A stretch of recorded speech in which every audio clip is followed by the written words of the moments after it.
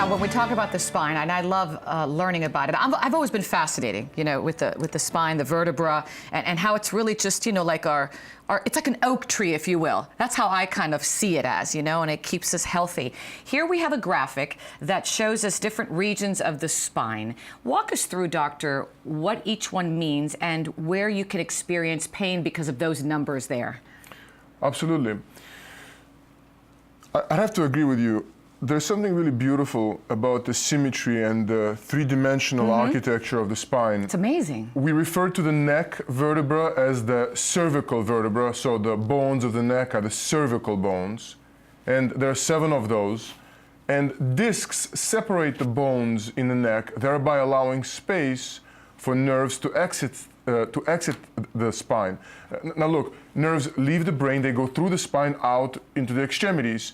And when bones and discs in the cervical spine are changed or deformed or injured, this results in pain in the shoulder, in the arm, upper extremity, even jaw sometimes. Now, going further down, you see the thoracic vertebra, and that section of the human spine is connected to the ribs.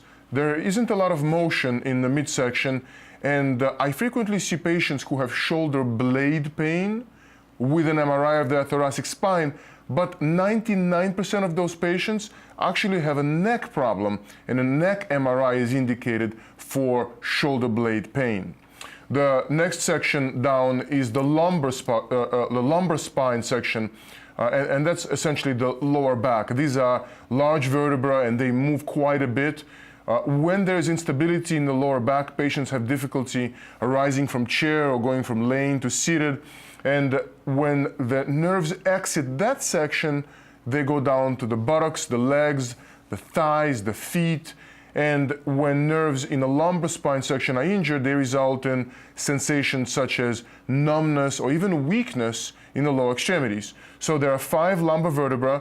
However, it is interesting to mention that some patients do have 6, some patients have 4, so there is some variability to the lower section.